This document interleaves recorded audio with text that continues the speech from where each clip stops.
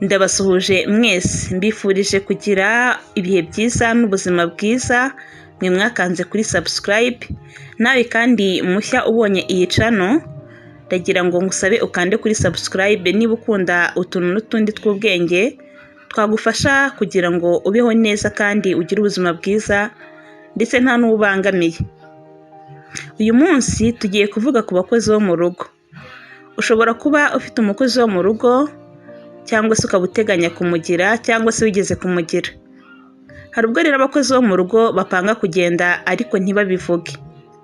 Ukazasanga bagiye batakubwiye cyangwa se bakagutungura, wava ku kazi ugasanga yagiye, cyangwa se ukumva arakubwiye ngo ndagiye cyangwa se ejo nzagenda. Iyo umukozi agiye muri ubwo buryo bigutesha umutwe, na cyane ko uba utabyiteguye. Niyo mpamvu rero ugomba kumenya ibimuranga, mu gihe afite gahunda yo kugenda nubwo atabikubwira ukurikije imyitwarire ye, kugira ngo uzabyitegure mbere ube washaka undi. Nitwa Isabelle Dusengimana.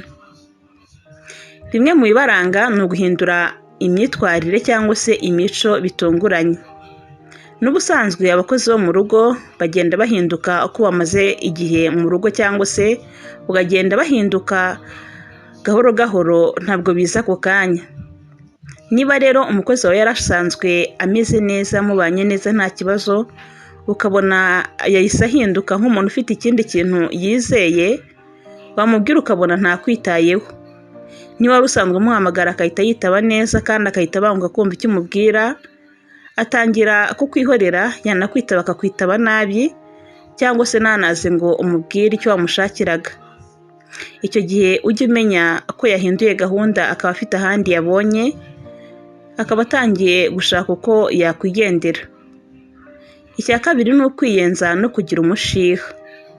Uzasanga hari abakozi bapanga kugenda batavuze, ariko bagatangira kujya biyenza bashaka impamvu, kugira ngo bayuririreho bavuge ko ariyo yahamukuye.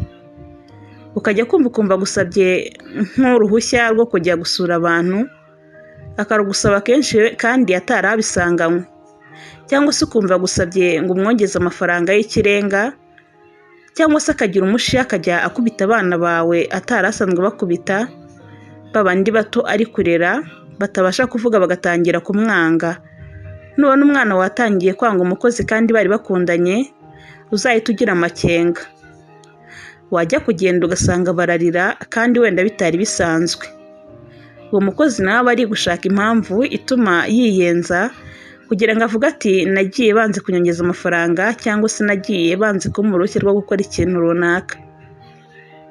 Icya gatatu ni uguhimba ibinyoma. Hari abandi bo usanga bahimba ibinyoma mu miryango yabo, agatangira kukubwira uburyo iwabo barwaye barembye kandi akubeshya. Wahamagara n'iwabo ukumva nta kibazo bafite, undi munsi akagusaba kujya kubasura cyangwa se kubarwaza ngo azagaruka. Wamuha uruhushya akagenda agiye. Nutangira kubona atangiye kwaka impushya za hato na hato kandi bitari bisanzwe, uzamenye ko uwo mukozi afite gahunda yo kuhava. Icya kane ni ukudatinya kugusuzugura. Iyo umukozi atangiye kugusuzugura, ntatinye gukora amakosa imbere yawe, cyangwa ngo atinye kuguhamagara mu izina ryawe, akakwitabana n'agasuzuguro rimwe na rimwe akanakwihorera, icyo gihe aba afite izindi gahunda arimo gupanga, ushatse watangira kumugirira amakenga. Uyu mukozi rero uretse gusuzugura, atangira no kugukoresha akazi. Niba wenda yari asanzwe akoropa ndetse akoza n'ibyombo, atangira kugusiganya. Ati nari nzi ko biriya nawe ubikora, nyamara atari ko byari bisanzwe. Icya gatanu ni ukugirana agakungu gakabije n'abandi bantu bo hanze. Abandi uzasanga iyo bafite gahunda yo gutaha cyangwa se barabonye akazi ahandi, batangira kugirana agakungu n'abandi bakozi cyangwa se abandi bo hanze batari abakozi.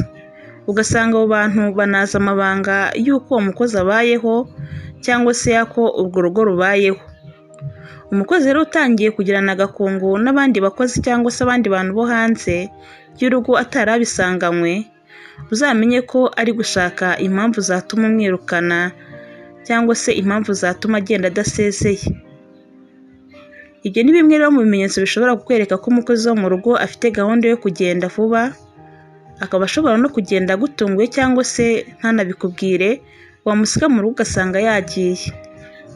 Iyo ufite umukozi wo mu rugo akagenda agutunguye kugira ngo ingaruka nyinshi zitakubaho, ni byiza kujya ugira ayo makenga.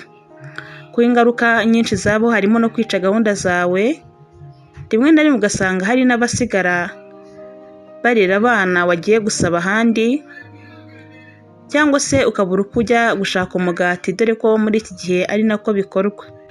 Reka mbashimire mwese twabanye muri iki kiganiro. Niba ukunda rero amasomo nk'aya ngaya y'utuntu n'utundi mu buzima twagufasha, ukande subscribe, winjire mu muryango mugari w'abakunda ibi biganiro. Bifurije kugira ibihe byiza.